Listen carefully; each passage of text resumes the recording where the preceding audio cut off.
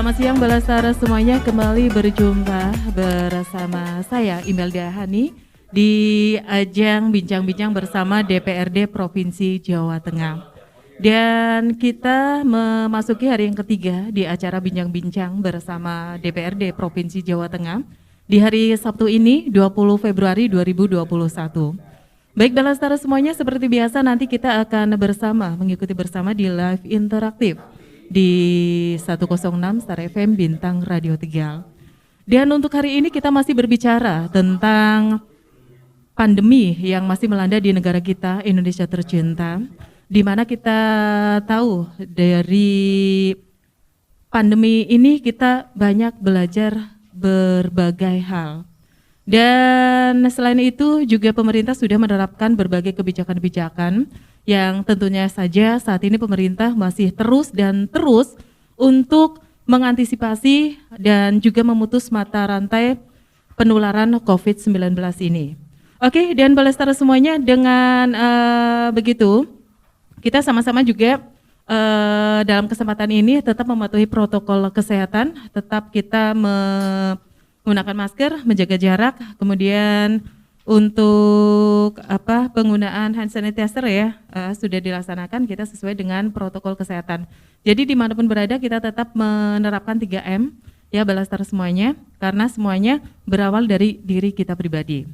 Baik Balasara semuanya, selama 2 jam ke depan kita akan bersama-sama berbincang-bincang dengan DPRD Provinsi Jawa Tengah dan masih mengupas tentang untuk siang hari ini kita akan mengambil tema tentang dampak jateng di rumah saja. Seperti kita ketahui bahwa beberapa hari yang lalu bahwa Gubernur Gubernur Jawa Tengah itu menerapkan di rumah saja selama 2 hari. Dan kita akan mengupas tentang dampak di rumah saja. Dan Balasara semuanya, sebelum kita berbicara lebih jauh, telah hadir di ruang dengar Anda ya, dan saat ini telah hadir di studio kami yaitu ada Bapak Haji Sururul Fuad. Selamat siang Pak. Halo, selamat siang. Sehat ya Pak ya? Oke, dan selamat siang Bapak Muhammad Sidki. Selamat siang. Oke, dinyalakan Selamat dulu. siang. Oke. Mbak Imel. Iya, selamat siang juga Pak Haji Wahyudin Nur Ali. Selamat siang. Selamat atau siang sering dikenal dengan Pak Goyut ya Pak ya. Oke. Selamat siang. Berikutnya ada Pak Joko Haryanto SEMSI. Selamat siang Pak. Kayaknya belum dinyalakan itu. Oke. Selamat siang pendengar setia Radio Star Keramat Kabupaten Tegal. Salam sehat dari kami. Oke, untuk sebutan pendengar kami menggunakan Balastar ya Pak ya, dan biar agrab kita sebutnya Balastar aja. Baik, dan sebelum kita beranjak tentang hari ini, tentang tema kita hari ini tentang dampak jateng di rumah saja, kita perkenalkan dulu ya Pak ya, karena katanya kalau tak kenal tak sayang. Barangkali Balastar penasaran pengen kenal satu persatu. Monggo dimulai dari siapa dulu Pak? Oke, monggo. Sebelah kiri saya ada seperti cerdas cermat. Ya. Oke, monggo Pak. Assalamualaikum warahmatullahi wabarakatuh. Bismillahirrahmanirrahim. Perkenalkan, nama saya Muhammad Sidki, DPRD Provinsi Jawa Tengah dari Komisi A bersama Pak Sururul Fuad ini. Saya asli Cirebon, cuma dapatkan amanah dari warga Tegal Brebes untuk dipercaya menjadi anggota DPRD provinsi. Begitu. Apalagi Mbak Imel mau tanya apa lagi? Saya tanya. Iya. Kalau tanya nanti di luar aja, off air aja gitu, khusus sound ya, agak deket dikit gitu biar keras. Nah gitu aja. Oke. Ya berikutnya cukup Pak. Cukup ya Balastar ya. Panggil saja Mas Sidki. Oke, Mas, soalnya di antara berempat ini paling muda dan paling cantik saya. Oke, monggo Pak. Baik, silakan. Nama saya Sururul Fuad. Fuad dari Komisi A bareng dengan Mas Sidki, satu komisi. di Komisi A, Komisi Pemerintahan, dan kalau tinggal di Brebes ya, tinggal di Brebes Selatan namanya. Brebes Selatan. Brebes Selatan itu di Bumiayu. Oh, lumayan ya. Lumayan jauh, sekitar 2 jam ya dari selatan ke ujung. ke ujung utara, Iya. utara timur. Sekarang diamanai di DPRD Provinsi Jawa Tengah, Dapil 12 namanya Mbak ya, Kabupaten Tegal, Kota Tegal, dan Kabupaten Brebes. Baik, saya kira itu perkenalan singkat. Ya, terima kasih. Selanjutnya silakan monggo Pak Guyut. Assalamualaikum warahmatullahi wabarakatuh. Panggilannya aja lah ya. Iya, monggo. Nama saya Guyut itu. Jadi kalau di DPRD Provinsi Jawa Tengah ini diamanati untuk ngurus infrastruktur ya. Jadi, kalau di Jawa Tengah ini komisinya masuk Komisi D bidang itu. Ya, kebetulan cocok sebetulnya di Komisi D, terutama karena saya berasal dari Brebes. Dulu terkenal ini kan kalau Brebes ini atau Gus Dur itu tidur dari Jakarta, tapi beliau tidur tapi pasti bangun di Brebes gitu. Karena jangannya jeglek-jegluk. Gitu. Itu aja. Iya. Terima kasih. Terima kasih. Selanjutnya.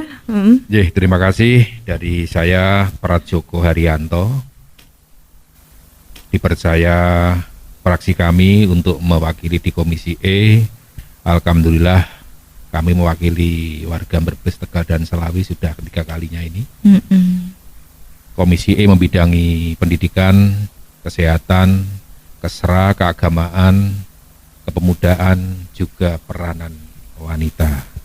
Demikian, termasuk bencana alam. Ya. Oke, terima kasih. Nah, Balasar semuanya, itu tadi perkenalan kita dengan 4 anggota DPRD Provinsi Jawa Tengah ya. Ada Pak Surul Fuad, Pak Muhammad Sidki, Pak Haji Wahyudin Nur Ali, dan Pak Joko Haryanto. Ya, dan sebelum kita melangkah jauh,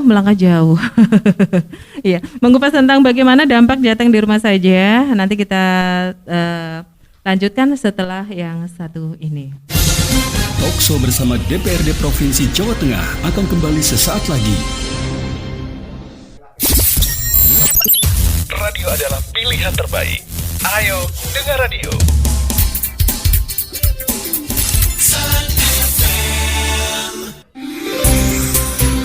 Kembali Anda ikuti Talkshow bersama DPRD Provinsi Jawa Tengah.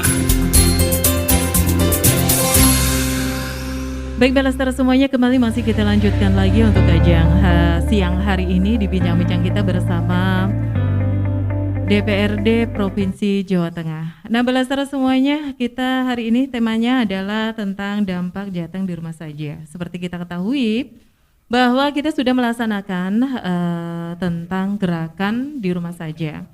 Namun saya percaya ya ada beberapa orang ataupun juga Balastar nih ya, mungkin ingin lebih tahu banyak tentang definisi dari gerakan Jateng di rumah saja, definisi dari gerakan Jawa Tengah di rumah saja.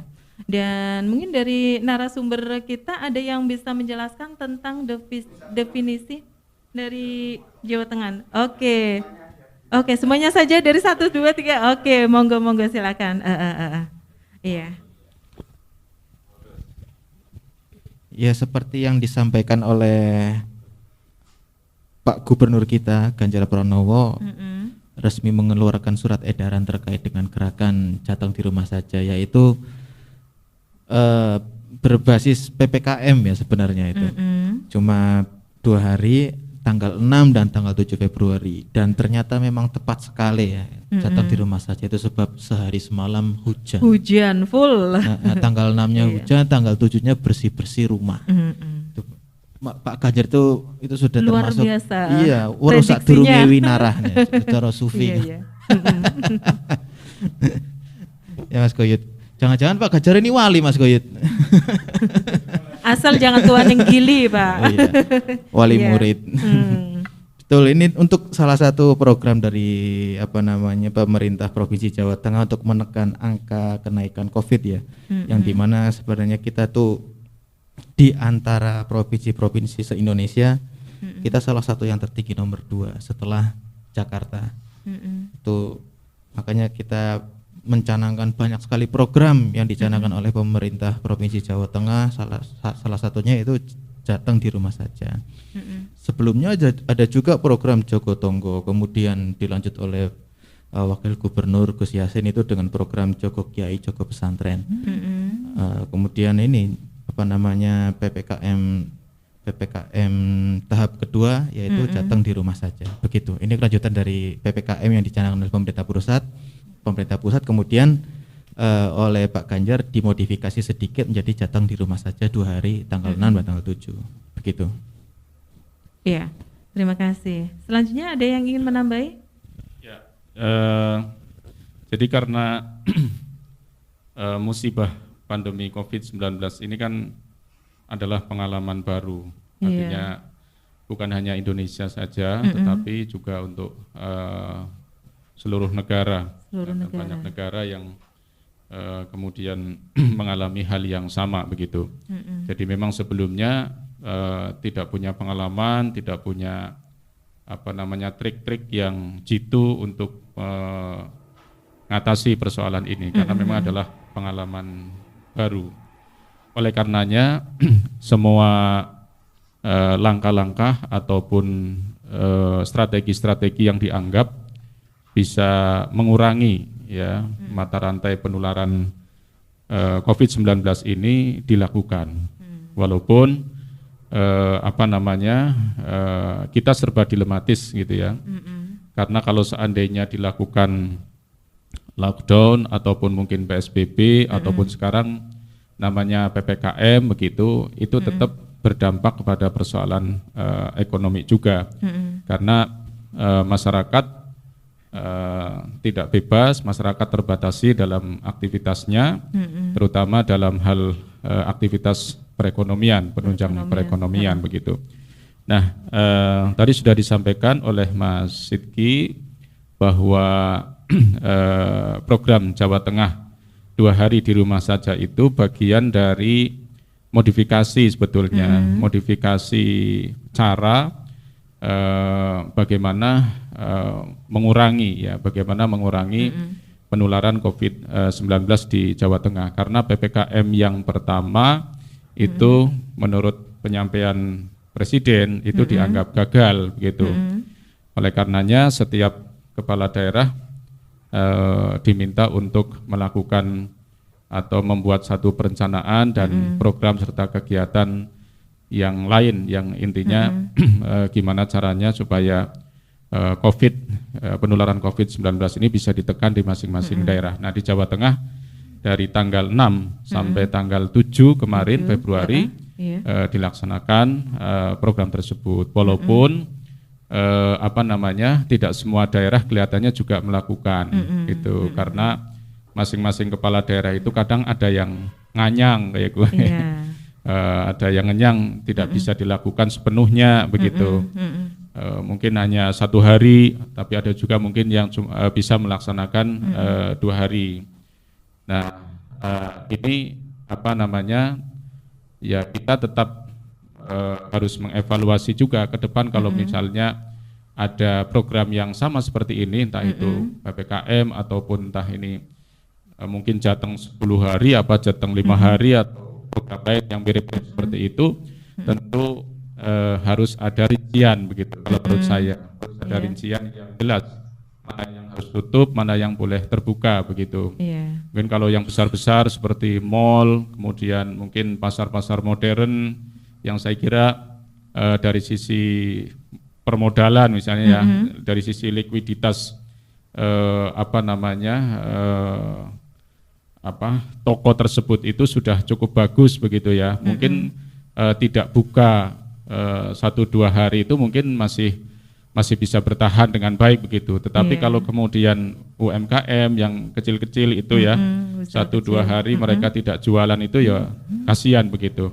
Sekarang yang penting kalau menurut saya pertama adalah ketegasan dari pemerintah, karena ini apapun model apapun model programnya, kalau seandainya tidak ada komitmen, tidak ada ketegasan dari pemerintah, terutama adalah pemerintah daerah, juga pasti tidak akan bisa berjalan dengan baik, begitu kan. Dan yang terpenting ya sekarang inilah kesadaran masyarakat untuk tetap menggunakan protokol kesehatan. Silahkan saja, kalau menurut saya sih silahkan saja beraktivitas, karena kita tidak bisa menghalangi gitu ya. Ya, kita tidak bisa membatasi sedemikian rupa, atau bahkan mungkin kalimatnya jangan berjualan apa segala macam, sementara dari sisi perekonomian mereka juga perlu dipenuhi juga. Ya, perlu dipenuhi juga. Begitu, Mbak, kira-kira untuk. Oke. Ya. Ya, Melestara semuanya. Jadi intinya sebetulnya berbalik pada kita pribadi ya, bahwa apapun dari kebijakan pemerintah yang sudah diterapkan kembali pada diri sendiri, artinya tetap menjaga kesehatan ya dengan mematuhi protokol kesehatan. Karena meskipun pemerintah menerapkan kebijakan apapun, namun kalau diri sendirinya itu tidak mau mematuhi dalam arti menggunakan masker, melanggar untuk tetap berkerumun, itu pun juga sebagai pemicu untuk tersebarnya kembali virus corona. Ya, baik. Dan untuk pelaksanaan ataupun juga penerapan gerakan Jateng di rumah saja, tentu saja ada berbagai situasi yang dialami khususnya di daerah Jawa Tengah. Mungkin bisa menjelaskan tentang situasi yang terjadi setelah penerapan dari Jateng di rumah saja. Gini Mbak, harus dibenerin dulu. Jadi 2 hari ini kan Pak Gub tadinya itu kan untuk berlaku keseluruhan. Sifatnya itu hampir Jawa Tengah. Terus dari kebijakan itu banyak kepala daerah ya. Banyak kepala daerah yang protes kan. Karena saat itu di daerah mereka sudah memperbolehkan untuk ada undangan barangkali perkawinan, aktivitas yang lain lah. Sehingga banyak menuai kritik itu. Nah, akhirnya kan beliau mengatakan Pak Gub bahwa ini himbauan, bukan perintah yang harus dilakukan kepada seluruh kepala daerah. Hingga beberapa kepala daerah akhirnya memang tidak memberlakukan memberlakukan ke semuanya. Jadi himbauan ini kaitannya, kalau pertama ini kan kaitannya bahwa karena COVID itu ya, karena COVID untuk mengurangi penyebaran dan lain-lain, terus ada yang mempertanyakan sejauh mana efektivitas 2 hari itu untuk mengurangi itu.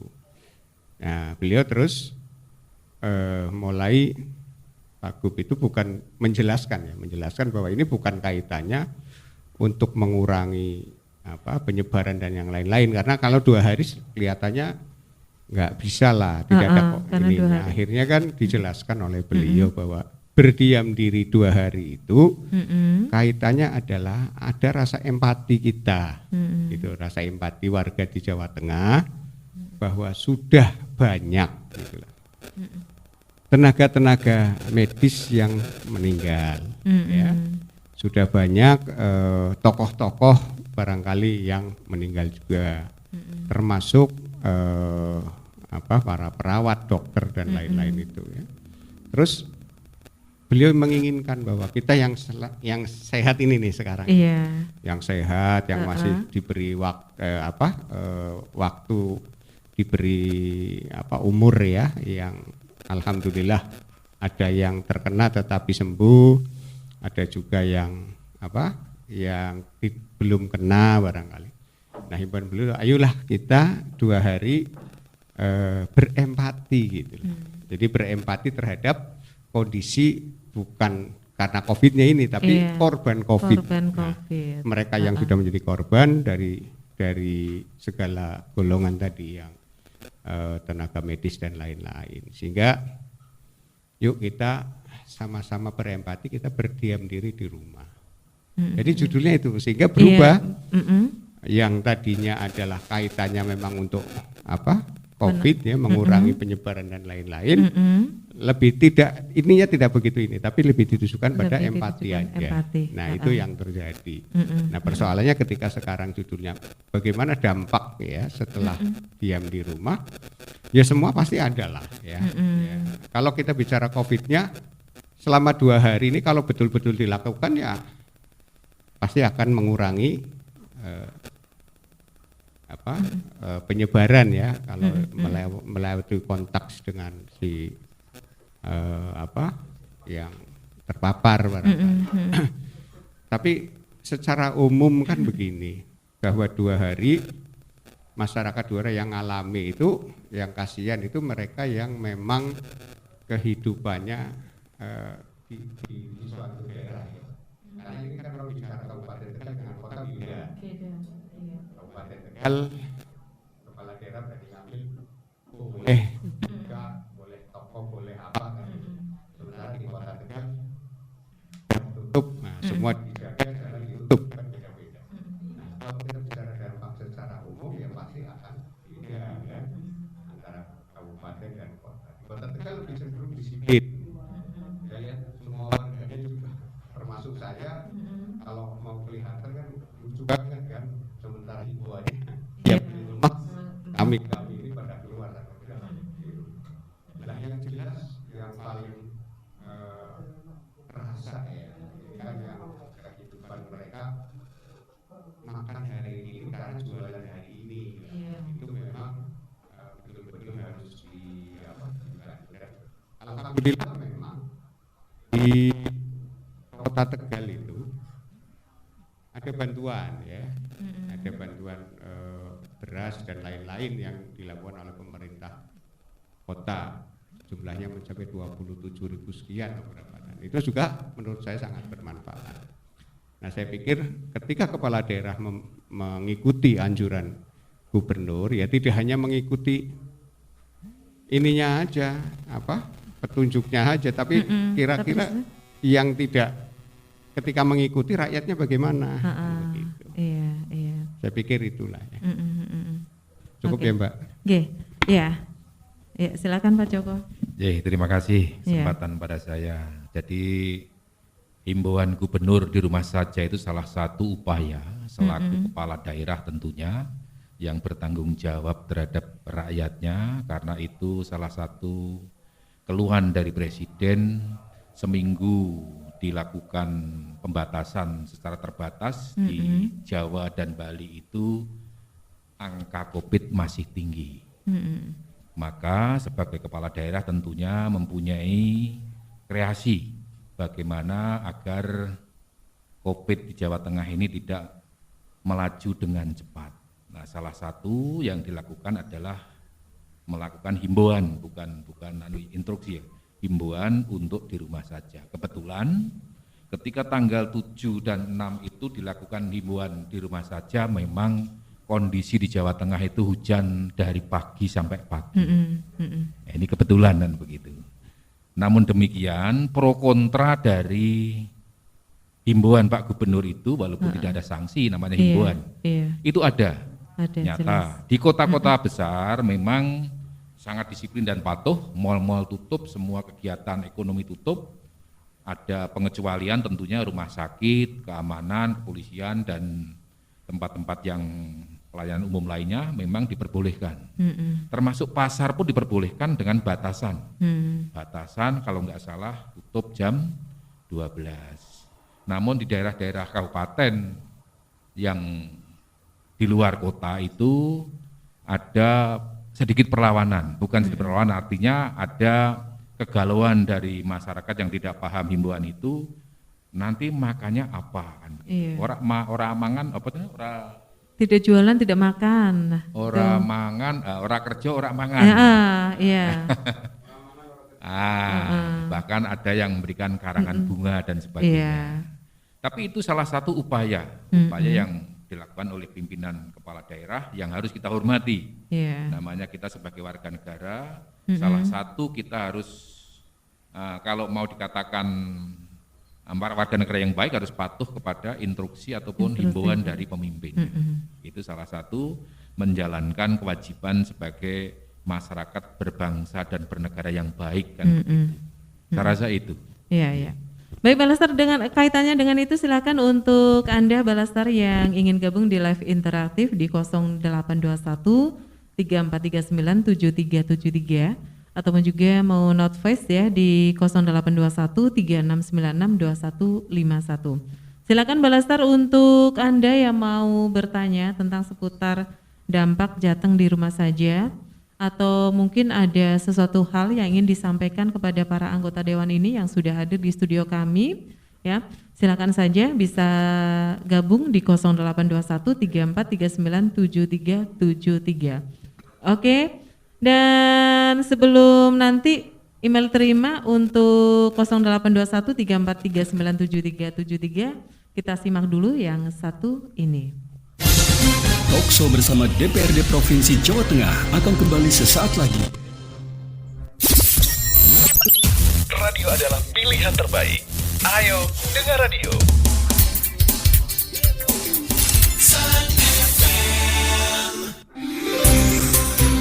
Kembali Anda ikuti Talkshow bersama DPRD Provinsi Jawa Tengah.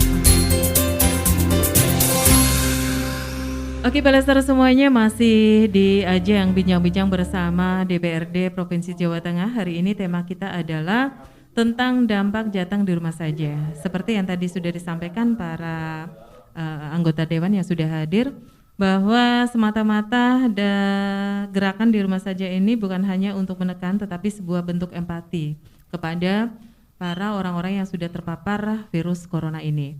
Oke, dan silakan untuk Anda Balastar yang ingin ikut gabung ataupun juga punya permasalahan ataupun juga aspirasi ya Pak ya. Kita juga boleh ya Pak menampung aspirasi ya, khususnya pendengar setia Star FM 106.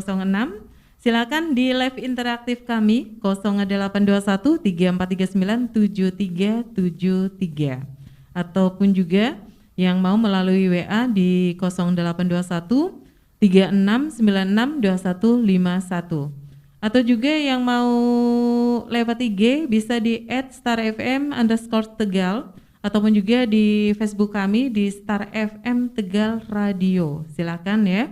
Nanti operator kami yang akan menyampaikan ya, menyambungkan ke para anggota dewan yang sudah hadir di sini. Dan yang mau langsung silakan 0821 3439 7373. Kami nantikan ya Pak, karena kesempatan ya Pak ya untuk berdialog langsung dengan para Pak Dewan ya. Saya panggilnya Pak Dewan aja lah. Iya. Dan sejauh mana nih tentang keefektifan dari gerakan Jateng di rumah saja?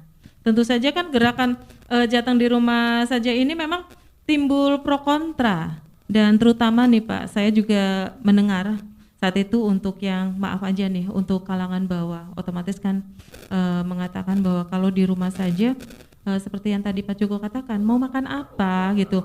Iya, otomatis para buruh ataupun juga pedagang-pedagang kecil.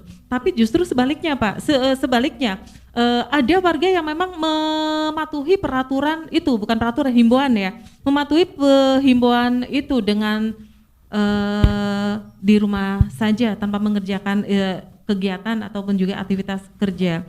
Tapi setelah itu, karena mungkin setelah 2 hari itu kan tidak bekerja, otomatis untuk kalangan swasta ataupun juga pedagang kan istilahnya ngebut, karena kemarin libur, kemudian hari setelah 2 hari itu otomatis kan kerja.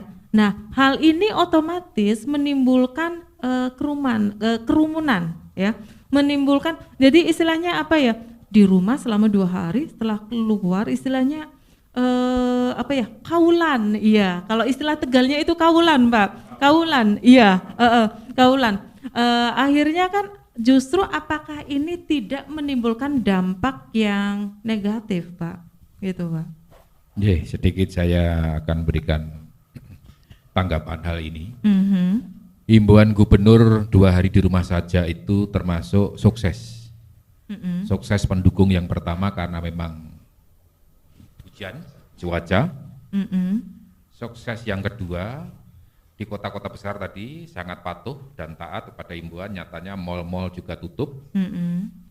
Dan di pasar-pasar pun di sekitar saya, kebetulan saya juga punya rumah di Kabupaten Semarang itu, aktivitas pedagang pasar itu pada hari-hari biasa itu ribuan pemotor yang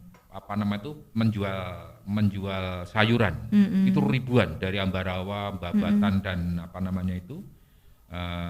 Ungaran itu jumlahnya ribuan, baik motor roda 2 maupun 4. Itu pun tutup semua, total. Bahkan banyak yang kelabakan ketika warga perumahan, kebetulan cari perumahan, itu menunggu hadirnya sayur keliling itu, pada hari itu sama sekali nggak bergerak. Itu artinya berhasil. Memang tadi saya katakan ada pro kontra, ada kekhawatiran dari para buruh, bagaimana ketika seorang buruh suruh berhenti di rumah, nah, nanti bagaimana makannya, ada yang kalau mengatakan kalau pegawai negeri ya enak-enak saja suruh libur kan begitu. Tapi itu kembali kepada himbauan tadi itu kan ya sebatas himbauan. Namun keberhasilan kemarin Pak Gubernur menyampaikan sampai angka 70%. Demikian. Bersambung aja ya Mbak. Jadi gini, saya kok tertarik dengan Kawulan. Ya, karena kalau kita memang benar, karena kita di sini di Brebes, di Tegal, gitu, kota, kan ada satu aja yang di kota ya, yang melakukan himbauan gubernur, terus ditindaklanjuti dengan wali kota ya, bahwa mereka sepakat untuk berdiam di rumah saja. Karena himbauan ini nggak ada sebetulnya kan nggak ada sanksinya ya. Cuman kalau kita lihat fenomennya tadi seperti di sini kebiasaan Kawulan itu. Ketika kita mau berdiam diri di rumah, itu kan stratanya beda-beda cara memperlakukannya. Ketika yang punya uang sebetulnya nggak ada persoalan dia mau berdiam di luar rumah, dia udah beli nyiapin kan. Sehingga fenomena Kawulannya terjadi tadi, yang punya uang 1 hari sebelum 2 hari berdiam di rumah, pasar jadi yang tadinya tadinya jam 1 sudah sepi, pedagangnya juga tahu besok nggak boleh dagangan, karena akhirnya pasar itu tutupnya bukan lagi jam 1 sampai sore itu masih ramai, orang yang belanja juga ramai. Ini Kawulan pertama nih. Nah, bagi yang tidak punya uang kan ini Kawulan juga. Kawulan bingung kan Kawulannya apa nih? Karena biasanya makan ini nggak ada yang mau dimakan, nggak ada duit untuk beli Kawulan kayak orang yang punya uang. Nah, ketika 2 hari sudah terjadi pasca 2 hari berdiam di rumah, ya Kawulan yang terjadi yang tadi adalah orang yang nggak ngasap gitu ya. Nggak ngasap 2 hari nggak punya uang. Nah akhirnya pada hari setelahnya kan jadi Kawulan bekerja kan? Bagaimana agar bisa menutup yang kemarin. Jadi yang kayak begini ini maksudnya ini kan ketika kita mengeluarkan kebijakan kan pasti tidak hanya satu arah saja ya, kebijakan kita berdiam di rumah, terus di rakyat bagaimana. Mungkin ketika saya mengeluarkan kebijakan Pak Gub, yang mampu, maksudnya beliau ya yang mampu berdiam di rumah kan begitu kan mestinya. Yang tidak mampu ada subsidi ya barangkali dibantu atau yang lain-lain lah. Jadi kebijakan itu. Sebentar Pak, maaf Pak, sebentar saya potong dulu sebentar. Ada teleponnya masuk. Ya Pak, sebentar. Ya, halo, selamat siang Star FM. Halo. Assalamualaikum. Waalaikumsalam warahmatullahi wabarakatuh. Star FM. Dengan Alexander. Passwordnya dulu. Star ya, FM. Star FM. Halo, Star FM. Bintang Radio Tegal dong. Halo. Halo. Oh mati. Nggak mau. Iya. Oh ada lagi. Halo, Star FM. Bintang Radio Tegal. Sip. Dengan siapa di mana? Negeri Alexander Alexander di mana? di Tegal. Oh di Tegal. Oke, selamat siang Iya. Pak Alex. Ya, silakan. Ini saya mau tanya, Mm-mm. ini masalah libur 2 hari ya, masalah Bukan libur ya Pak bersama ya, 2 di rumah hari ya. saja. Enak? Iya, Mana? iya, iya. Mm-mm. Ya, libur di rumah saja ya. Mm-mm. Ya, kalau seumpama ini kan banyak bekerja di luar gitu ya. Mm-mm. Banyak kerja di luar. Artinya itu ada di luar saja itu gimana ya? Karena itu pencariannya itu di luar. Apa harus umpama gitu. Ya kalau PNS sih jadi masalah ya kalau di rumah saja ya. Karena itunya. Tapi kalau kayak karyawan rumah mudik gimana itu ya? Syarat kerja enak gitu. Iya. Itu aja. Oke. Ya, Assalamualaikum. Waalaikumsalam warahmatullahi wabarakatuh. Oke Pak Alexander, terima kasih ya. Gimana, kita kumpulkan dulu penelpon atau langsung dijawab Pak? Oke, iya kita tunggu. Halo? Iya, halo Star FM. Bintangnya Radio Tegal. Iya, dengan siapa di mana Bunda? Warahmatullahi wabarakatuh. Waalaikumsalam warahmatullahi wabarakatuh. Ini dengan Bunda Ika, Mbak Imen. Bunda Ika. Iya, Oke, di mana Bun? Suradadi. Suradadi. Iya, deket nih. Paham nih para Pak Dewan ini paham nih Suradadi. Suradadi sebelah sana timur. Iya. Oke. Iya Bun, ada apakah gerangan Bun? Iya, selamat siang para Bapak Dewan dari Provinsi Jawa Tengah yang mewakili suara inspirasi rakyat. Saya tanya salah tadi Mbak Imen. Iya. Kalau aku usulkan itu jangan kayak yang kemarin tanggal 6 7 saja Mbak Imen. Klaster terbesar Jawa Tengah itu Tegal. Iya, makanya tindakan pemerintah kondisinya bisa kondusif, timbul lagi COVID. Jadi masyarakatnya biar nggak ngeyel itu gimana? Masalahnya ibaratnya orang makan itu kayak udah bosan mendengar kata-kata itu. Terus yang kedua masalah vaksin imunisasi itu. Apa dari vaksin imunisasi itu? Yang misalkan Halo Bunda, suaranya perpet-perpet nih Bun. Iya Mbak Imen. Vaksin ini mau dijalankan sampai bulan Mei. Apakah ada efeknya vaksin itu? Ya ibaratnya kayak imunisasi bayi kan biasanya kalau habis imunisasi panas gitu.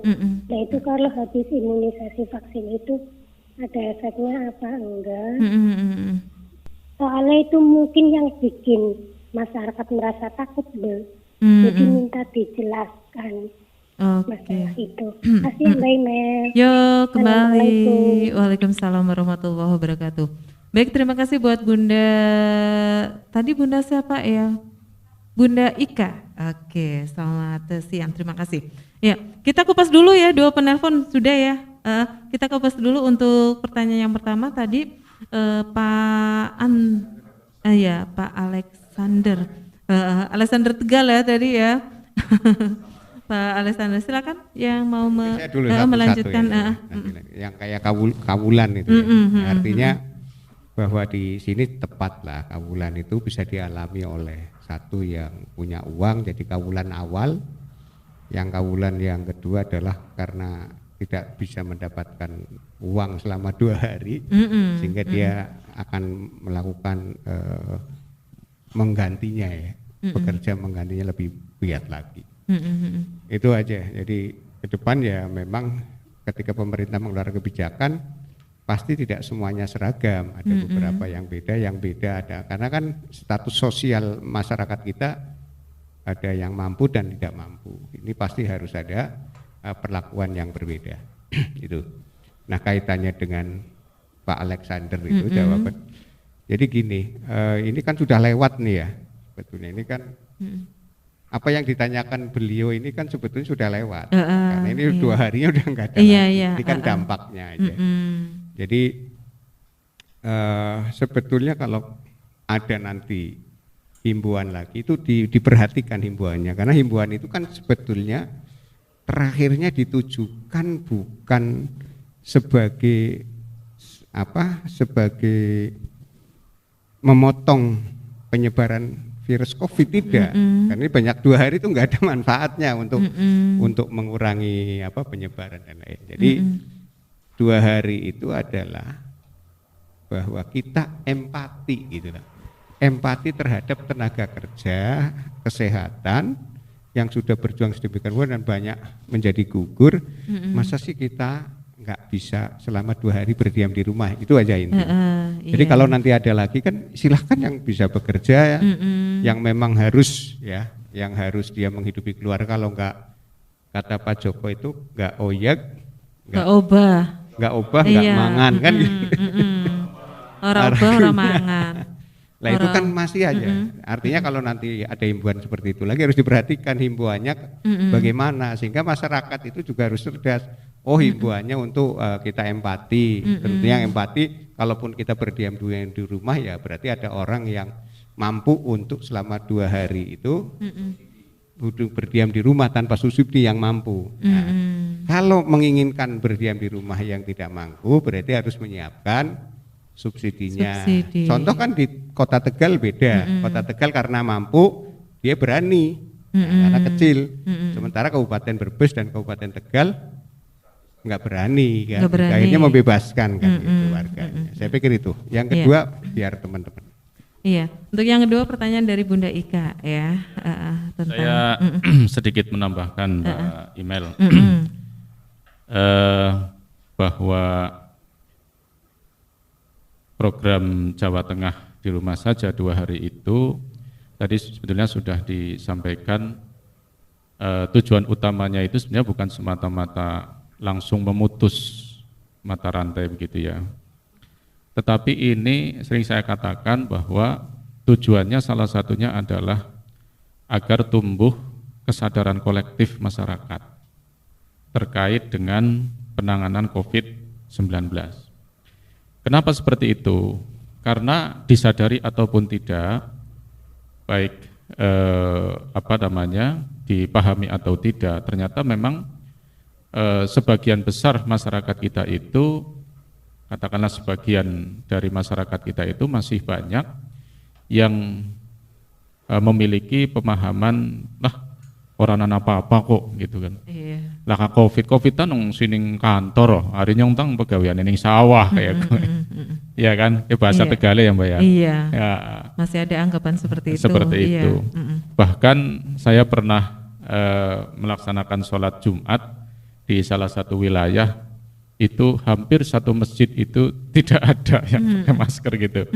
Saya ingin mengatakan bahwa ini artinya bahwa masyarakat perlu ditingkatkan kesadarannya, ya, ditingkatkan kesadarannya terkait bahwa ini COVID-19 itu ada dan nyata, dan ini butuh kerjasama seluruh elemen masyarakat untuk bersama-sama menanggulangi dan mengurangi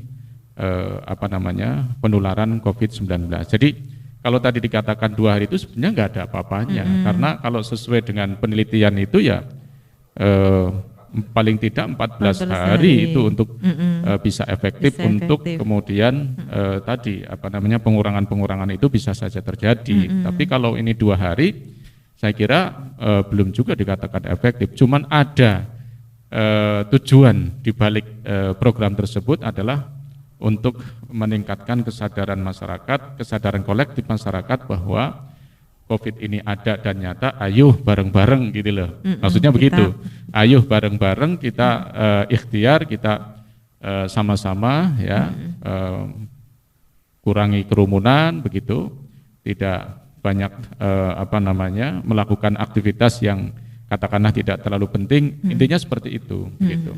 Kemudian yang kedua, saya lebih cenderung bahwa penanganan di masing-masing daerah itu, terutama di kabupaten kota di Jawa Tengah ini kalau menurut saya bisa saja dan boleh untuk berbeda. Tidak mesti harus diseragamkan. Tidak mesti harus diseragamkan. Dan ini yang paling tahu persis saya kira adalah kepala daerah yang ada di kabupaten kota. Kalau Pak Gubernur atau mungkin pemerintahan daerah di tingkat provinsi ini sifatnya memberikan stimulan. Memberikan stimulan dan mengajak kepada kepala daerah yang ada di kabupaten kota, coba ambil inisiatif, coba apa gerakan-gerakan katakanlah yang kreatif begitu dalam rangka penanggulangan COVID-19 di daerahnya masing-masing. Karena saya melihat ini pasca diberlakukannya PPKM, ya, pemberlakuan pembatasan kegiatan masyarakat, memang ada beberapa daerah dan beberapa wilayah yang dikategorikan sebagai daerah berhasil dalam melakukan PPKM itu. Nah, ternyata indikatornya apa? Indikatornya beda-beda. Jadi di Jawa Tengah itu yang ditetapkan sebagai daerah pelaksana PPKM terbaik diantaranya adalah Desa Kalibening, yaitu Kabupaten Magelang, kemudian juga Kelurahan Kauman, itu Kabupaten Batang. Nah, di antara dua kabupaten ini, ya, padahal sama-sama dikategorikan sebagai pelaksana PPKM terbaik, tapi memiliki indikator pelaksanaan yang berbeda. Jadi ada yang memang sejak dari awal menyediakan lumbung pangan. Kemudian yang kedua, desa tersebut indikator dikatakan dia memiliki persiapan yang cukup baik untuk pelaksanaan PPKM, apalagi yang 2 hari ini, diantaranya mereka itu punya rumah isolasi di tingkat desa begitu. Kemudian yang namanya RT dan RW, mereka itu betul-betul antusias sekali untuk melakukan pemantauan dan pembinaan kepada masyarakatnya, bahkan aktif untuk memberikan masker kepada mereka yang tidak punya masker begitu. Bahkan ketika misalnya ada satu warga di RT RW tersebut itu terkonfirmasi positif, maka di situ semua bergotong royong. Ya, untuk memberikan, ada yang ngasih makan pagi, ada yang ngasih makan siang, ada yang ngasih makan sore, begitu dan seterusnya dan seterusnya. Bahkan yang namanya sayuran itu juga bisa diorder.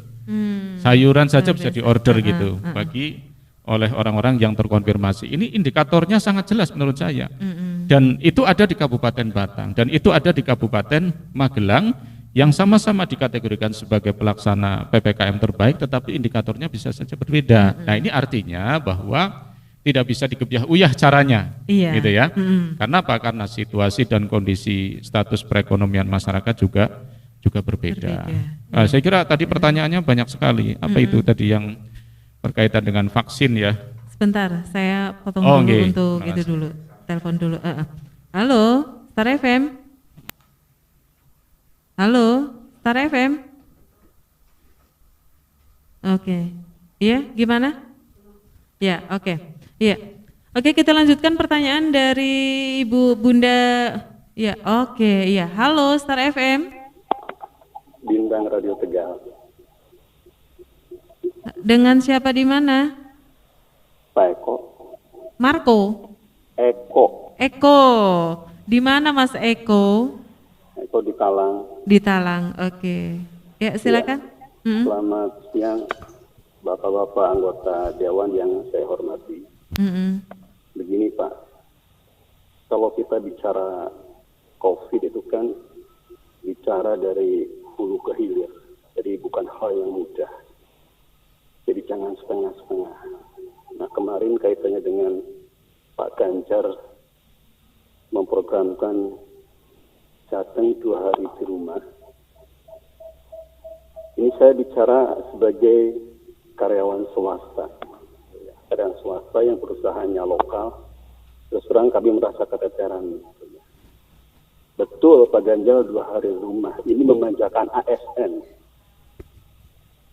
PNS gitu ya. Udah tanggalnya muda, tanggal 6, tanggal 7, 1 minggu libur lagi. Di luar konteks masalah ada banjir, hujan dan sebagainya ya. Itu bukan substansi bagi saya. Kemudian tadi Pak Dewan ada yang menyampaikan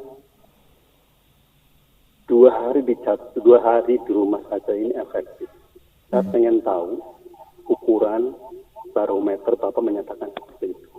Pak Goyut, Brebes, tempatnya panjenengan, penyumbang terbesar Jawa Tengah merah. Brebes itu zona merah kalau nggak salah. Iya. Seperti itu harus diperhatikan. Kemudian program yang digulirkan oleh eksekutif Pak Ganjar panjenengan kan sebagai legislatif, ya kan, sebagai legislatif.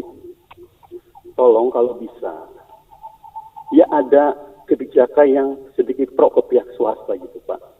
Terus terang, saya merasa kecewa ketika kemarin pemerintah menyampaikan, saya itu karyawan swasta baru saja dijamin pemerintah lewat BLT BPJS ketenagakerjaan. Cuma 4 bulan pasca dapatnya. Setelah itu dihentikan.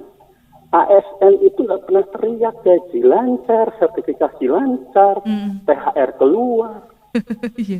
Perhatikan kami yang swasta, coba dibikin kebijakan sebagai legislatif yang kira-kira pro swasta gitu kan. Bukan pilihan kami ini menjadi swasta, bukan pilihan kami ini menjadi ASN. Bukan. Tapi tolong pemerintah baru kembali menjamin kami sebagai karyawan swasta yang upahnya di bawah 5 juta diberikan stimulus BPJS Ketenagakerjaan. Pemerintah menyetop rasanya tidak masuk di APBN. Itu aja, terima kasih. Sekali lagi kalau tadi mengatakan bahwa 2 jatuh di rumah itu efektif dan berhasil, saya mohon barometernya seperti apa gitu ya secara umumnya. Terima kasih, Mas Usun. Wassalamualaikum warahmatullahi wabarakatuh. Waalaikumsalam warahmatullahi wabarakatuh. Izin Bapak-bapak kami jawab dulu. Yang terakhir saya jawab dulu aja. Oh iya. Kaitannya dengan statement kami masalah efektif itu maksud kami bukan itu. Tadi keberhasilan himbauan itu diikuti oleh 70% masyarakatnya. Bukan keefektifan dari di rumah saja itu berhasil gitu ya. Tadi Pak Guyup sudah menyampaikan bahwa itu bukan upaya untuk pencegahan COVID, tapi efektif diikuti oleh masyarakat Jawa Tengah itu sampai 70%. Itu menurut survei. Nah ini harus dipahami. Nah kaitannya dengan masalah stimulus tadi, harapan kami Pak selaku DPR, pemerintah berani melakukan lockdown secara total kalau memang mau memutus mata rantai COVID. Tadi Pak Suluri menyampaikan minimal 14 hari. Nah, konsekuensi 4 hari lockdown total, tidak ada kegiatan ekonomi itu harus disuplai oleh pemerintah. Dari mana? Nyata-nyata kita mendengarkan semua bahwa COVID nasional telah dianggarkan oleh pemerintah pusat sebesar 900 triliun. Itu saya rasa cukup untuk melockdown selama sebulan. Sehingga mata rantai COVID betul-betul terputus. Karena usia dari perkembangan COVID itu kan hanya 14 hari. Nah, kalau 14 hari kita di rumah saja kelihatan mana yang terkena, mana yang tidak lah. Karena COVID itu kan tidak bisa berjalan sendiri. Dia yang mengantarkan antara manusia dan manusia. Nah, saya rasa itu. Nah, kalau kaitannya dengan masalah COVID, apakah ada efek samping ini? Monggo Pak Sururi untuk diteruskan. Terima kasih. Itu tadi dari mungkin Ibu Ika. Maksudnya vaksin kali ya. Vaksin itu. Ya itu ya ini pengalaman aja, pengalaman dari keluarga Mbak. Jadi keluarga saya alhamdulillah sudah divaksinasi, bahkan sudah 2 kali ya, di tahap pertama dan di tahap kedua. Memang di tahap pertama itu tidak merasakan apapun ya, tidak merasakan apapun, pegel-pegel juga enggak, mual juga enggak, begitu, biasa. Kemudian di tahap yang kedua baru ada yang dirasa begitu. Ada yang dirasa itu pegel-pegel begitu. Dan menurut para ahlinya efek ataupun yang disebut dengan KIPI ya gitu bahasa kesehatannya itu kan kejadian ikutan pasca imunisasi atau ya pasca imunisasi itu itu memang berbeda-beda antara satu orang dengan orang lain. Ada yang pusing, kemudian ada yang mual, ada yang pegel-pegel, ada yang lemes, ada yang ngantuk dan seterusnya. Tetapi sejauh ini tidak menimbulkan satu efek yang sangat fatal, misalnya sampai kemudian meninggal dunia begitu ya. Itu insya Allah tidak ada. Jadi saya bicara berdasarkan informasi yang disampaikan oleh pakar begitu, dan itu sudah disampaikan sebelumnya bahwa efek samping dari vaksin ini seperti itu, dan masyarakat sudah mengetahui. Tetapi yang kemudian menjadi penting bagi masyarakat untuk diketahui bahwa tidak semua gitu ya untuk meningkatkan imunitas itu dengan cara vaksinasi. Ini yang perlu diluruskan dan perlu disampaikan kepada semua masyarakat. Apalagi misalnya vaksinasi ini juga dilakukan secara bertahap, tidak serentak seluruh rakyat Indonesia. Nah, yang paling memungkinkan untuk kemudian bisa kita lakukan adalah ya perilaku hidup bersih dan sehat. Nah, jadi sebelum divaksin, sebelum masyarakat umum mendapatkan vaksinasi ini, maka kita sebisa mungkin untuk memperhatikan tadi perilaku hidup sehat dan bersih, berolahraga, kemudian mungkin makanan juga yang seimbang begitu ya, kita upayakan seperti itu. Kan makanan seimbang tidak perlu harus mahal. Kan ada buah, misalnya buah pisang, tempe ya kan, juga. ya. Kemudian ada sayuran, mungkin ada sayur bayam dan seterusnya. Itu kan saya kira itu murah meriah. Betul, itu saya kira bisa kita konsumsi dan bisa kita lakukan, dan itu tidak mahal gitu ya. Insya Allah masyarakat kita sudah terbiasa dengan makan bayam misalnya, atau dengan makan sayur asem atau apa dan seterusnya. Kemudian buah juga mungkin yang paling murah itu ada jeruk misalnya, atau mungkin apa segala macam, itu bisa dilakukan seperti itu. Dan bahkan kan begini, artinya di samping tahapan-tahapan yang berlaku di persoalan vaksinasi ini juga persyaratan yang ketat. Tidak semua orang yang maju kemudian lolos untuk divaksin, karena macam-macam. Mungkin dia ketika tensinya tinggi. Nggak boleh kalau tensi tinggi itu. Kemudian ternyata dia punya penyakit bawaan dan seterusnya. Itu seperti itu. Jadi kalau kaitannya dengan itu, efek samping ada. Efek samping ada, dan itu informasinya sudah maklum lah begitu di tengah masyarakat kita, dan itu disampaikan oleh para pakar kesehatan.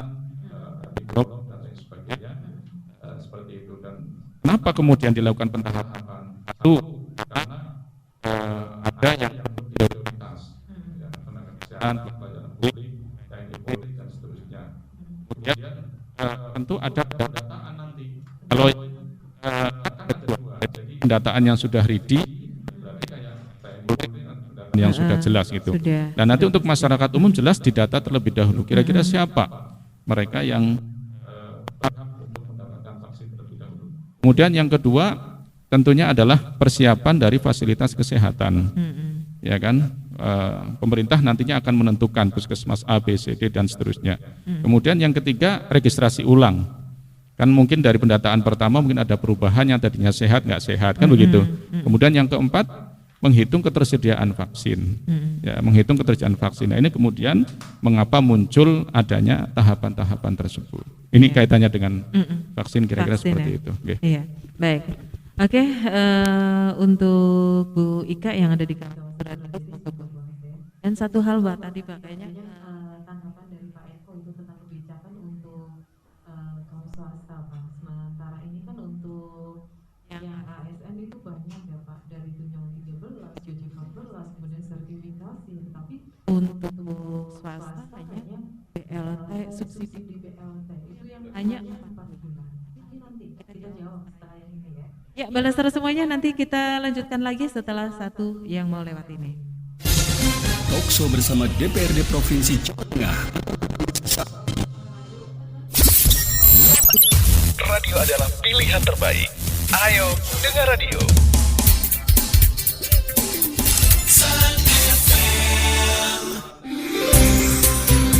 Kembali Anda ikuti Talkshow bersama DPRD Provinsi Jawa Tengah.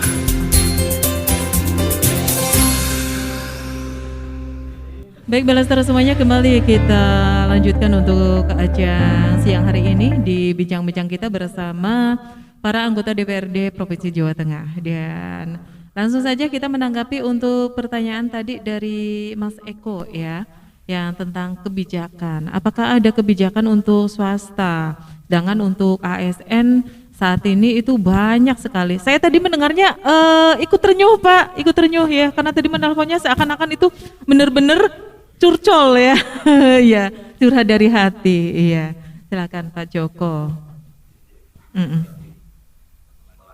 Iya, kurang, iya, masih pakai yang lain saja. Melanjutkan pertanyaan Pak Eko kaitannya dengan stimulus buat karyawan swasta.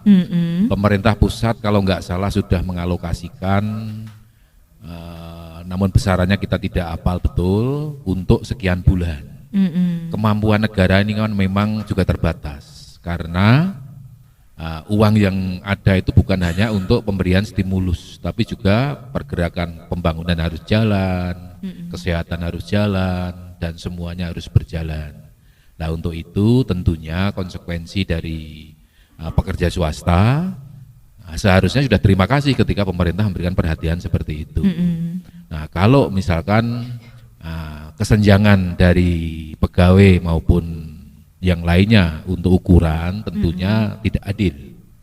Karena proses untuk menjadi pegawai kan juga orang yang terseleksi, tidak gampang masuk ke sana. Jadi itu. Namun demikian upaya pemerintah termasuk provinsi kemarin mengalokasikan anggaran COVID itu refocusing itu sebesar 2,3 triliun. Dan itu sudah disalurkan ke masyarakat baik berupa bantuan langsung tunai yang per kepala itu kalau nggak salah 200.000 rupiah. Juga ada program Jogo Tonggo, Jogo Santri, Jogo Kiai tadi juga ada, dan juga masih ada program-program yang lain.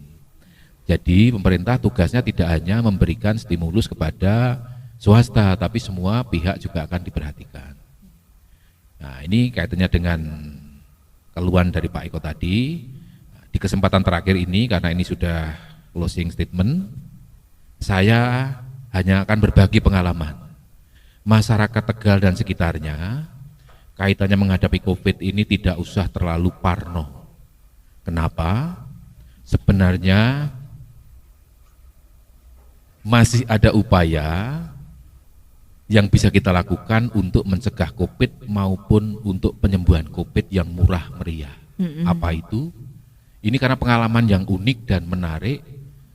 Memang secara klinis belum ada uji klinisnya, tapi saya pertanggungjawabkan. Kumur garam grosok, mau tidur bangun tidur.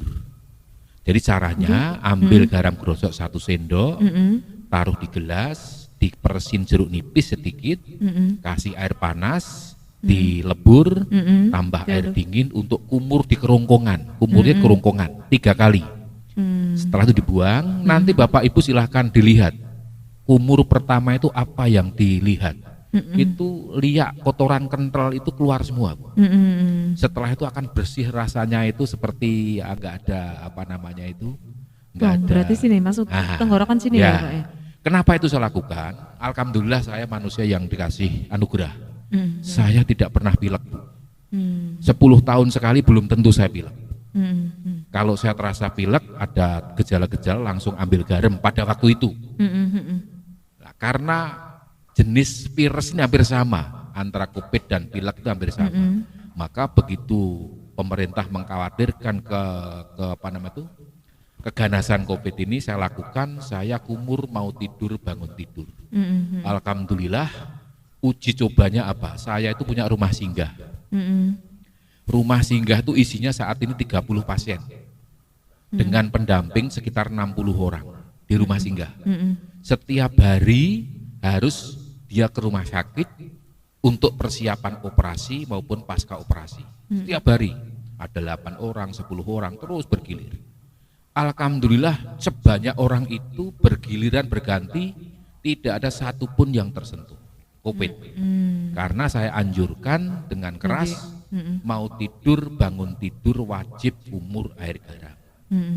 Nah, ini kejadian yang bisa saya pertanggungjawabkan, belum lama. Kira-kira 2 minggu yang lalu saya punya kiai itu meninggalnya COVID. Tapi karena swab belum keluar, rumah sakit belum berani mengeluarkan itu COVID. Tapi keluarga memaksa dengan protokol biasa, bukan protokol COVID. Rumah sakit pun tidak mau, akhirnya suruh tanda tangan keluarga. Resiko ditanggung keluarga. Digendong karena resikonya rumah sakit akan disalahkan, tidak mau mengantarkan dengan ambulan, dibawa dengan mobil pribadi. Digendong di pemulasaraan jenazah dengan biasa, dimandikan biasa. 2 hari kemudian setelah dikubur, hasilnya swab keluar, positif. Begitu positif, langsung pihak rumah sakit mendatangi keluarga untuk di-tracking.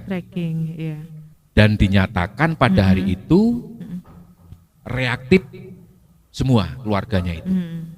Nah, terus begitu reaktif di lockdown secara mandiri, di rumah dikunci oleh aparat. Karena tidak 1-2 orang, puluhan orang. Nah, dari situ karena memang saya dekat, saya datang ke sana supaya melakukan cara-cara yang saya lakukan, kumur air garam pagi, bangun tidur dan mau tidur, syukur-syukur 3 kali, kalau yang sudah parah tak suruh nelan.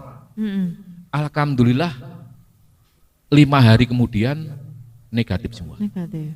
Termasuk keluarga sendiri, ada yang jualan sate Ponorogo itu, satu keluarga positif COVID, langsung saya datang, saya bawakan garam gerosok, cara-cara yang saya kasihkan, 7 hari kemudian negatif. Alhamdulillah.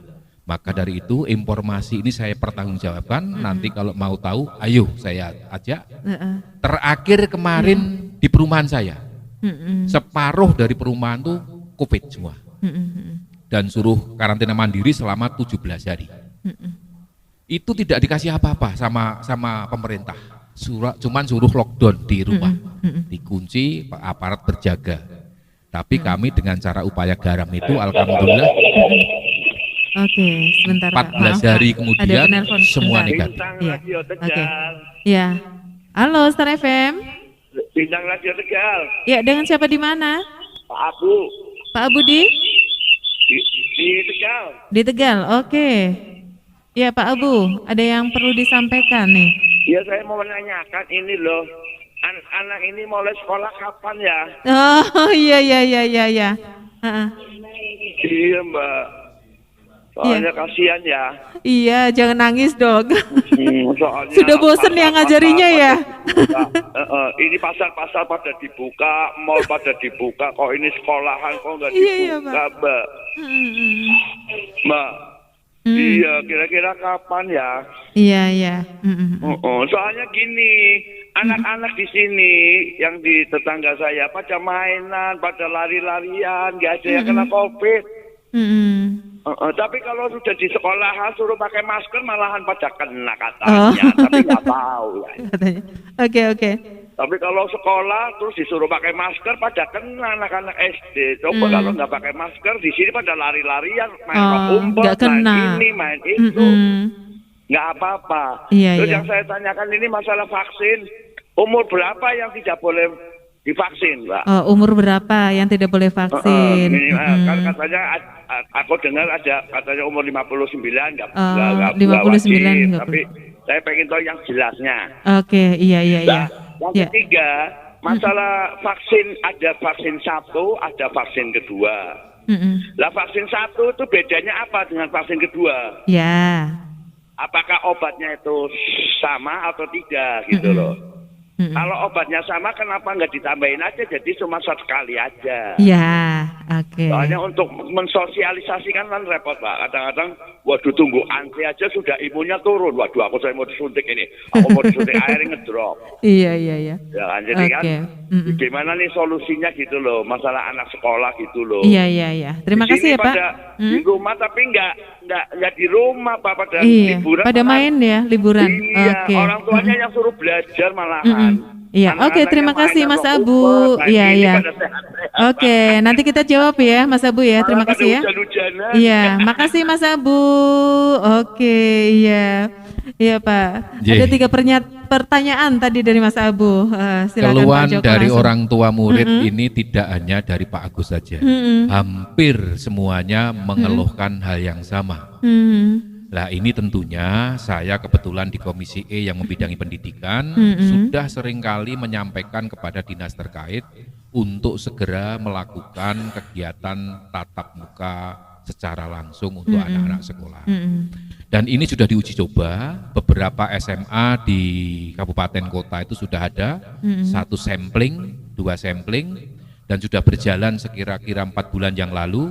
Insya Allah rencananya tanggal 8 kemarin itu harusnya sudah tatap muka lagi dengan SMP-nya, tapi karena kenaikan yang begitu drastis sama kementerian ditunda nanti insya Allah tanggal 22 untuk SMP.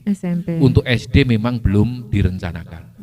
Jadi itu kaitannya dengan masalah anak sekolah. Memang betul anak-anak sekolah itu ketika diliburkan seperti ini, suruh virtual, suruh pakai Zoom, malah pergerakannya tuh liar tanpa terkendali. Jadi ini justru merugikan orang tua tentunya dan murid itu sendiri. Karena kalau Pak Buyut menyampaikan generasi sekarang nanti adalah generasi yang mungkin agak tertinggal. Jadi itu. Oke, iya. Ya, untuk yang kedua. Nah, yang kedua kaitannya dengan masalah umur berapa orang umur berapa dan vaksin. Vaksin pertama dan kedua memang aturannya demikian sesuai dengan uji yang dilakukan oleh BPOM tentunya. Yang pertama itu di samping kemampuan mungkin mengukur kemampuan kapasitas tubuh kita itu penerimaan dosisnya terukur, tidak bisa sembarangan, maka dengan dosis tertentu itulah yang tahap pertama, tahap kedua dan ketiga. Sering teman-teman menyampaikan vaksin bukan satu-satunya untuk penyembuhan, itu bukan untuk penyembuhan, tapi hanya upaya pemerintah dalam memutus mata rantai COVID itu sendiri. Nah kaitannya dengan masalah umur berapa, kalau nggak salah umur di atas 60 itu memang belum diutamakan. Umur 40 pun juga bagi yang punya penyakit penyerta tidak diperkenankan untuk vaksin. Nah, untuk batas bawah di bawah umur 17 tahun.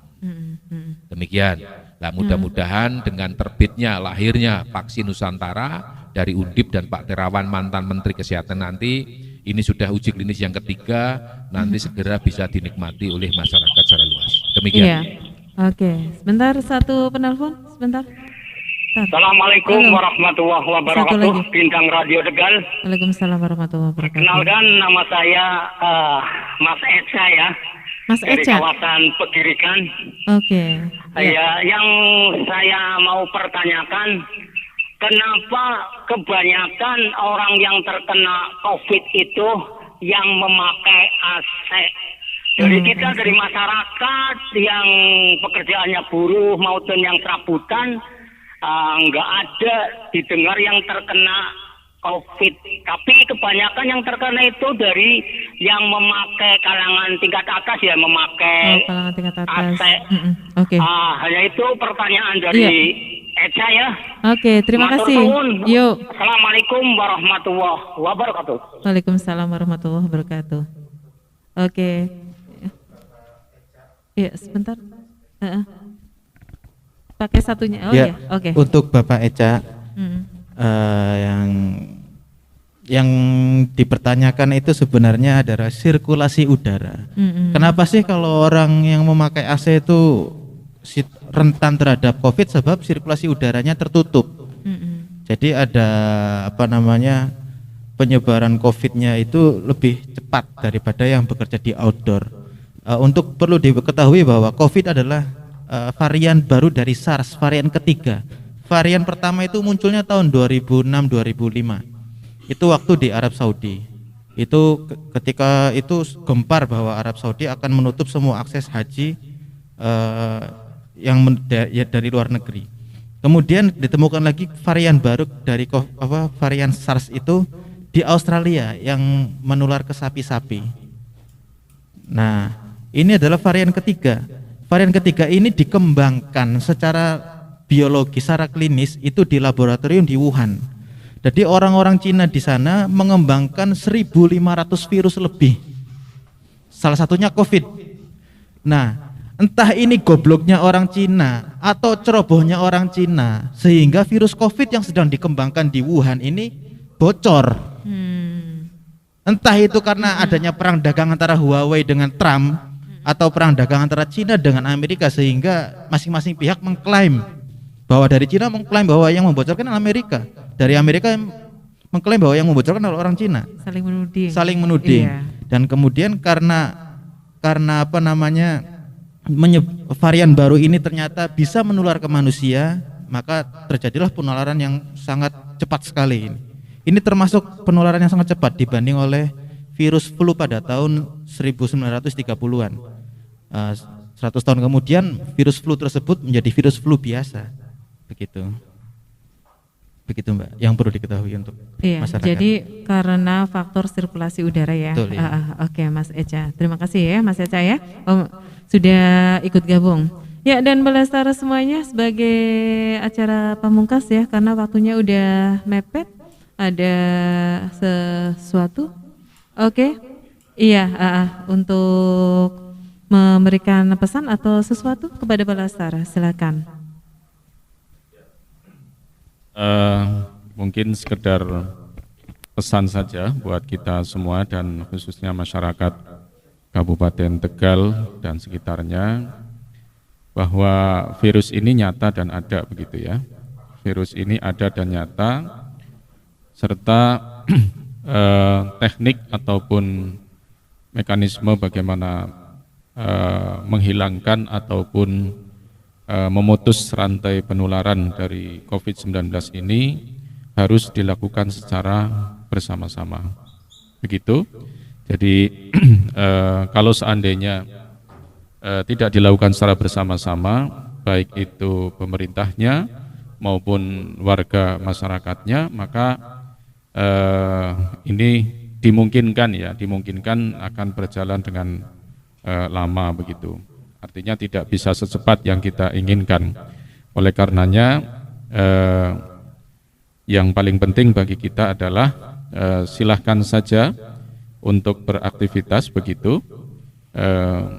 Tentunya kita juga harus pandai-pandai memilih aktivitas yang penting yang kita lakukan, yang kira-kira mendesak begitu.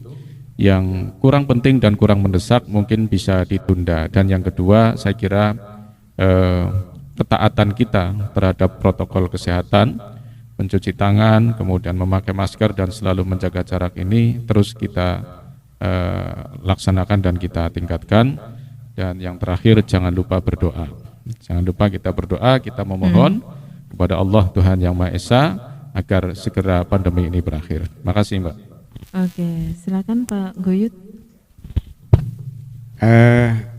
Saya tertarik tadi, mungkin belum selesai kaitannya dengan swasta ya. Jadi begini Mbak, subsidi swasta ini enggak ada. Yang ada adalah subsidi kepada rakyat. Jadi swasta kan bagian dari rakyat. Gitu. Jadi di sini tugas kami kemarin waktu awal itu kami memang membahas anggaran untuk COVID ya. Itu sampai tadi 2,4 ya, 2,4 T. Nah, itu pun ya itu buat masyarakat semua. Jadi enggak ada yang ASN. ASN-nya enggak ada yang kita bahas itu. Sedangkan era di sekarang 2021 memang karena itu banyak ketika bantuan langsung itu kepada masyarakat kan ada simpangannya gitu. Artinya dari pusatnya dapat, dari kabupaten dapat dan itu terus banyak menimbulkan persoalan ya. Karena ada yang dapat sampai 2, ada yang sama sekali, ada ini data-data seperti ini menimbulkan persoalan. Oleh karena itu memang akhirnya dana COVID ini kan refocusingnya ada di pusat. Jadi bantuan yang harusnya sampai ke provinsi, sampai kabupaten itu memang anggaran itu dipotong di pusat semua. Nah, sampai angka mencapai 900 triliun. Sehingga ini kaitannya dengan COVID bantuannya. Kalau COVID ini bantuannya ke masyarakat. Kalau yang ASN itu kan nggak ada kaitannya COVID, nggak ada. Karena memang itu. Jadi kalau itu udah ini. Jadi dibedakan di pemerintahan ya masyarakat. Karena memang tugas pemerintah ya sekelompok kecil orang ini, sekelompok kecil orang itu presiden, gubernur, bupati, ya termasuk DPR RI, DPR provinsi, kabupaten ini kan orang yang dipilih election ya, dipilih oleh orang banyak, yang tugasnya memang untuk mengurus orang banyak tadi. Jadi disitulah perbedaannya. Sedangkan yang kecil ini pasti karena dia ngurus, dia dibiayai. Tapi semua anggaran-anggaran yang tentang COVID memang ditujukan kepada seluruh masyarakat. Tidak ada yang untuk ke ASN. Jadi bedanya cuma di situ. Ya. Nah, kaitan closing ini hampir selesai. Ya memang kita ini kenapa tadi sekolah ini menarik nih. Orang dolan orang terkena COVID, tapi banyak sekolah pakai masker kena. Memang ini kan penelitian juga ya. Jadi COVID itu justru ketika dia di luar lebih tidak tertular gitu lah ya. Artinya angka terbesar penularannya justru di ruangan ber-AC tertutup.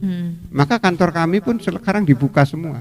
Jendela-jendela AC dan ini kita buka. Memang di luar lebih lebih bagus. Nah, artinya ketika sekolah itu nanti ya seperti harapan orang tua ketika dibuka dan tetap muka, ya mestinya prokesnya tetap, tetapi ruangannya juga jangan tertutup kan gitu. Jendela yang harus dibuka, juga tentunya udara luar ini harus bisa sirkulasinya bagus. Jadi memang betul apa yang dikatakan orang tua itu. Jadi yang banyakkan yang terkena memang ya yang ber-AC ruangan tertutup karena mutar-muter aja. Nah, itu aja.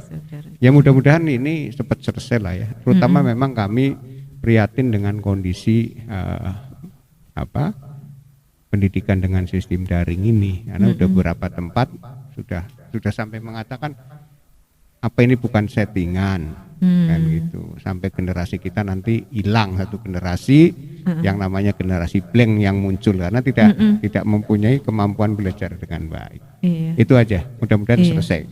Terima kasih pada seluruh warga Tegal, Brebes dan juga sekitarnya lah. Ya kita saling menjaga aja. Nah, terima kasih. Wassalamualaikum warahmatullahi wabarakatuh. Waalaikumsalam warahmatullahi wabarakatuh. Oke. Ya, Balasar semuanya. Jadi intinya untuk hari ini ya bahwa semuanya kita tetap harus menjaga protokol kesehatan demi untuk segera pandemi di negara kita segera berakhir, dan terutama untuk para siswa ya yang mungkin murid-murid sudah menantikan ya ingin kembali bersekolah tatap muka, di mana kalau daring yang terus dilakukan justru malah orang tua yang akan menjadi pinter menjadi pinter ya, bukan anaknya tapi malah justru orang tua menjadi pinter dan stres. Ya, Balasar semuanya sampai di sini saja. Terima kasih. Yang pasti jangan lupa selalu menjaga 3M dan menerapkan protokol kesehatan untuk memutus mata rantai penyebaran virus corona ini. Dan semuanya adalah tanggung jawab kita bersama. Ya, Balasar semuanya, sampai di sini saja jumpa kita bersama para anggota Dewan dari DPRD Provinsi Jawa Tengah. Terima kasih atas kehadirannya. Pak Sururul Fuad, terima kasih. Kemudian Pak Muhammad Sidki, terima kasih. Pak Haji Wahyudin Nur Ali, terima kasih. Pak Joko Haryanto, terima kasih. Terima kasih atas kehadirannya dan Balasar semuanya. Dengan demikian usai sudah kebersamaan kita di bincang-bincang kita di bersama DPRD Provinsi Jawa Tengah. Ya, Balasar semuanya tetap semangat untuk raih yang terbaik. Wassalamualaikum warahmatullahi wabarakatuh. 106 Star FM Bintang Radio Tegal. Demikian telah Anda ikuti talkshow bersama DPRD Provinsi Jawa Tengah. Sampai jumpa di talkshow berikutnya.